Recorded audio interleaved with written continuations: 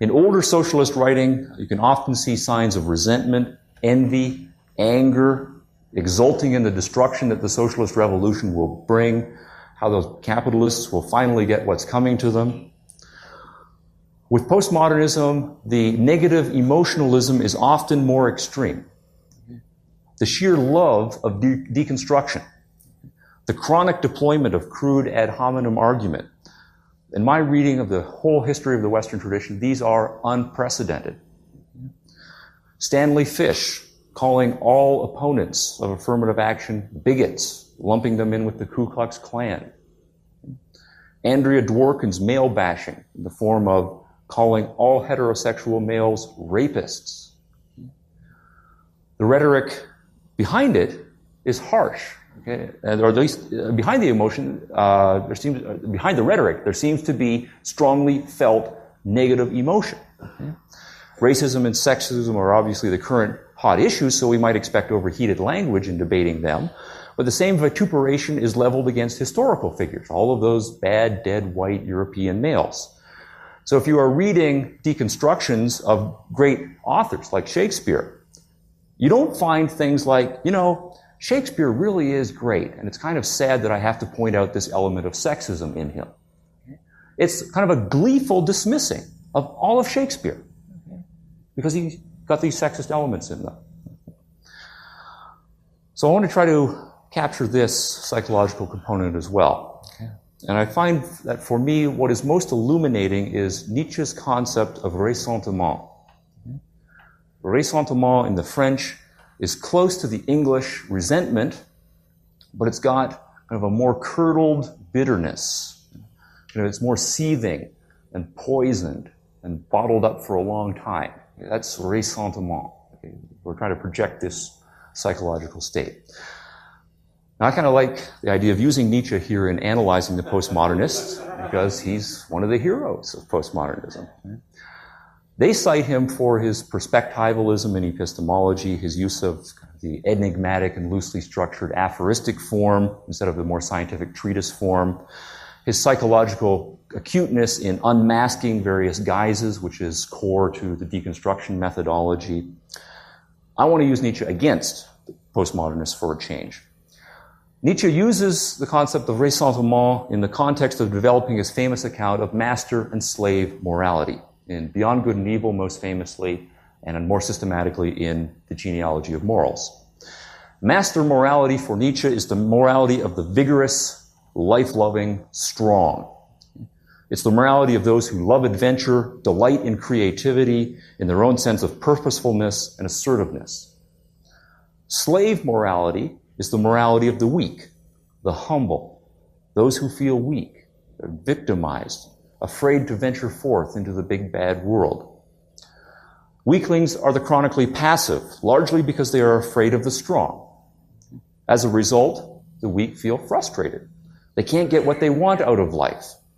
They become envious of the strong, and they also secretly start to hate themselves for being so cowardly and weak. But no one can live thinking that he or she is deeply hateful. And so the weak invent a rationalization that tells them they are the good and the moral because they are weak, humble, passive. Patience is a virtue. Right? So they have to wait a long time before they ever get something what they want. So patience is a virtue. Obedience is a virtue. They can't do their own will. They have to obey.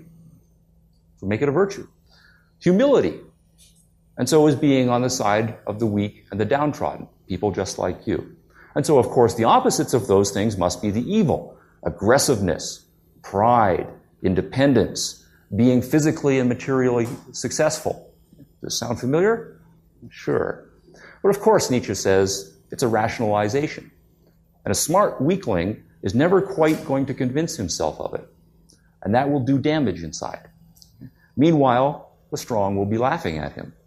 And that will do damage inside. And the strong and rich will carry on getting stronger and richer and enjoying life. And seeing that will do more damage inside. Eventually, the smart weakling will feel such a combination of self-loathing and envy of his enemies that he will need to lash out. He will feel the urge to hurt in any way he can his hated enemy. But of course, he can't risk direct physical confrontation. He's a weakling. His only weapons are words.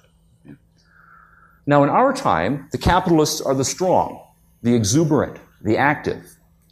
For a while in the past century, socialists could believe that the revolution was coming, that woe would come to them that are rich and blessed would be the poor. But that hope has been dashed cruelly. Capitalism now seems like a case of twice two makes four. And like Dostoevsky's Underground Man, it's easy to see that the most intelligent socialists would just hate that fact.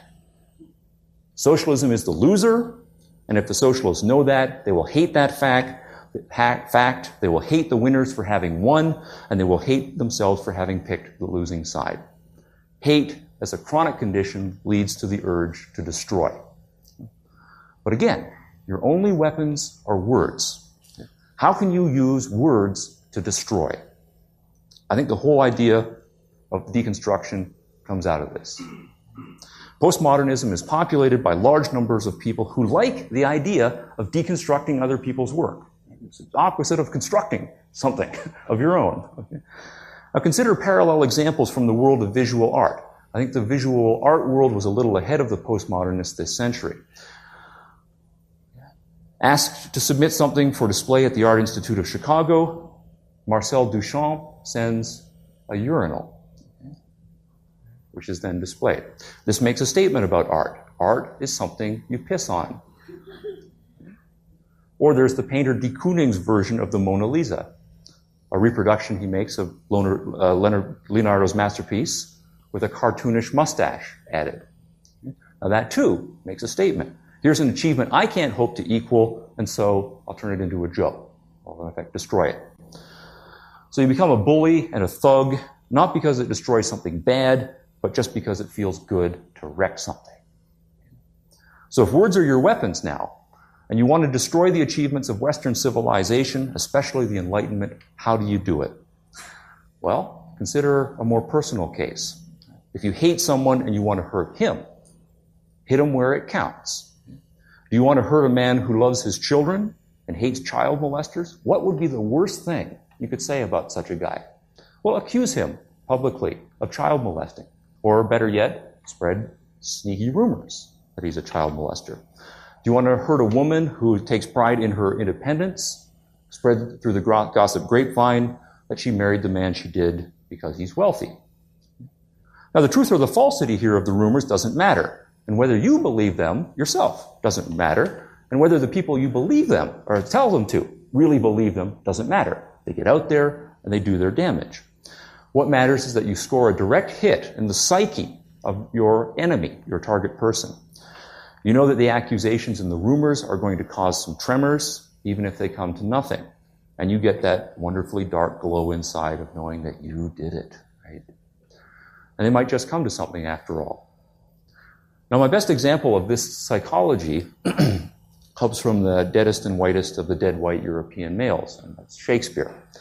Think of Iago and Othello. Now here, I think Shakespeare nailed this psychology centuries ago, long before the postmodernists. What we've got is Iago just hates Othello, but he couldn't hope to defeat him in open confrontation. So how best to destroy him? Well, hit him where it hurts most, his passion for Desdemona. Hint that she's been sleeping around.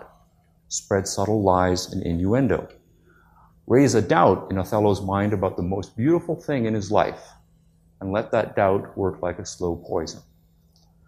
Now, like the postmodernists, Iago's only words or weapons were words. The only difference between the postmodernists and Iago is that the postmodernists are hardly subtle. Now let's bring it back to then the Western tradition. The Western tradition, it prides itself on its commitment to equality, justice, open-mindedness, making opportunity available to all. The West is proud, full of itself, confident, and it knows that it's the wave of the future. This is unbearable to someone who is totally invested in an opposite and failed outlook. And so that pride is what you want to destroy. Your best bet then is to attack the West's sense of its own moral worth. Attack it as racist and sexist then, as inherently dogmatic and cruelly exploitative. Undermine it at the core. The words don't have to be true in order to do their damage. And so I don't think it's accidental that postmodernism has launched the kinds of attacks on the core values of the West, and it's done so knowing full well that the accusations it's making are not true. It's a psychological compulsion in some cases, and so that allows you to hold the contradiction. You can be an absolutist in your assertions, and you can assert the relativism, and it just doesn't matter. As long as it's harming someone, right, your enemy, that's fine. That's the final explanation, or my final hypothesis here. I call it the nihilist explanation, for obvious reasons. I think some postmodernists, the worst of them in many ways, are individuals of deep ressentiment psychologically, and that the combination of alienation, bitterness, envy, and rage leads them to lashing out with an intent to destroy any aspect of culture that seems to them to be the opposite.